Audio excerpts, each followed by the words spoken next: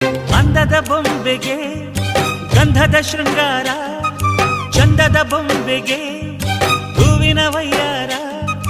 ಬಂಗಾರಕ್ಕೆ ಬಂಗಾರದ ಒಡವೆ ಯಾಕೆ ಹೇಳಿ ತಂದನ, ಹೂವಿಗೆ ಹೂವಿನ ಅಲಂಕಾರ ಯಾಕೆ ತಂದನ. ನಿನ್ನ ನಗುವೆ ಬಂಗಾರ, ಮೌನ ಅಲಂಕಾರ, ನಿನ್ನ ಅಂದವ ನೋಡಿ ನಾನು ಕವಿಯಾದಲ್ಲ. ಅಂದಕ್ಕೆ ಅಂದ ತಂದ ತಂದಾನ.